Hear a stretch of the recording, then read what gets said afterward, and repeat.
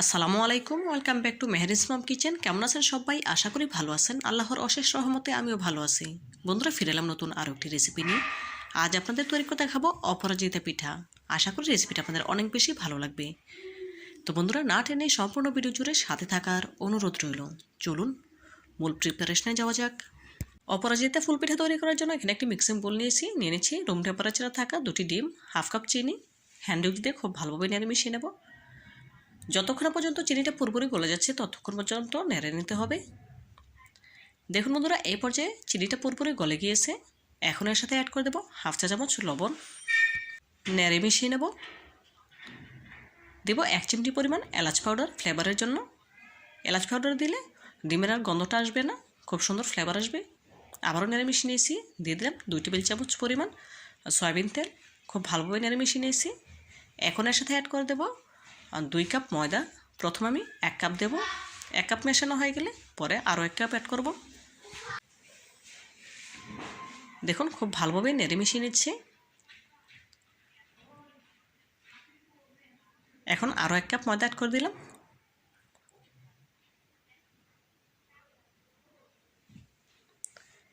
এখন খুব ভালোভাবে মথে নিয়ে মসৃণ ডো তৈরি করে নিতে হবে।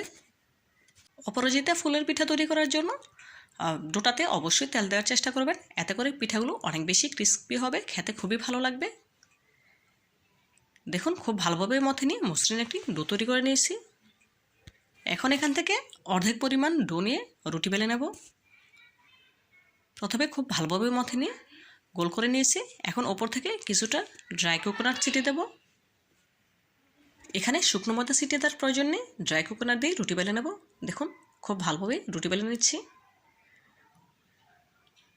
আমরা সাধারণত যেরকম রুটি খাই এই রুটিটা ঠিক সেরকম করেই বেলে নিতে হবে, এর থেকে বেশি পাতলা বা বেশি মোটা করা যাবে না।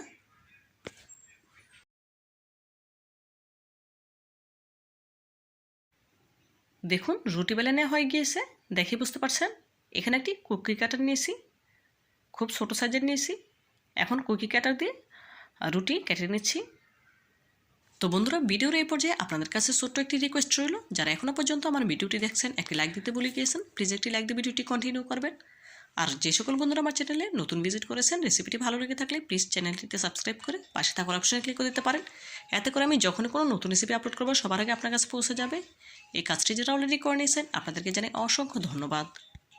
কেটে নেওয়া হয়ে গিয়েছে। এখানে সামান্য একটু ডো নিয়েছি, দেখে বুঝতে পারছেন। এখন এখান থেকে অল্প অল্প ডো নিয়ে একটু লম্বাটে করে নেব।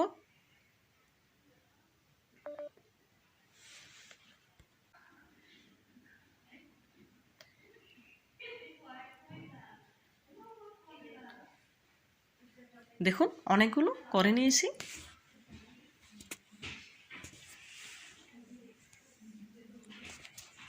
এখন অপরাজিতা পিঠা তৈরি করে নেব।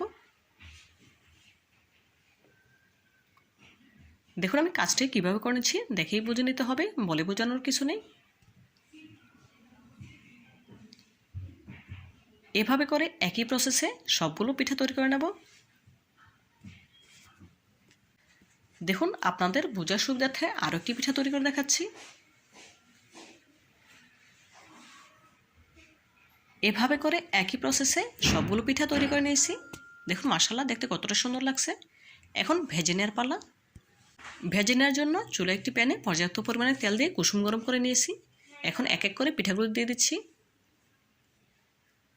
গ্যাসের ফ্লেম লো হিটে রেখেছি।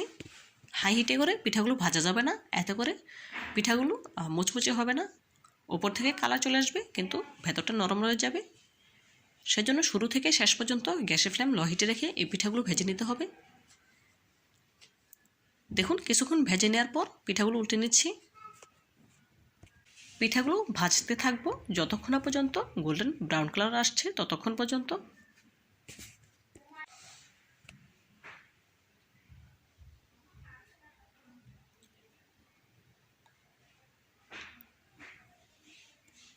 দেখুন পিঠাগুলো উল্টে পাল্টে গোল্ডেন ব্রাউন কালার করে ভেজে নিচ্ছি।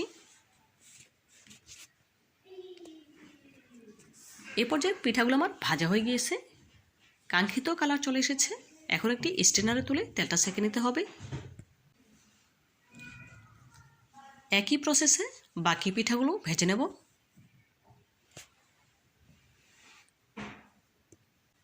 একই প্রসেসে সবগুলো পিঠা আমি ভেজে নিয়েছি। এখন একটি সার্ভিং প্লেটে সার্ভ করে আপনাদের সাথে শেয়ার করছি। দেখুন মাশাআল্লাহ, অপরাজিতা ফুলের পিঠাগুলো দেখতে কতটা সুন্দর এবং লবণীয় লাগছে। দেখতে যতটা সুন্দর হয়েছে খেতে ততটাই সুস্বাদু। আপনারা একবার হলেও বাসায় এইভাবে ট্রাই করবেন, খেয়ে আমাকে কমেন্ট করে জানাবেন কেমন হয়েছে। তো বন্ধুরা, আজকের মতো বিদায় নিচ্ছি। দেখা হবে নতুন কোনো দিনে নতুন কোনো রেসিপিতে। ভালো থাকবেন সবাই। আল্লাহ হাফেজ।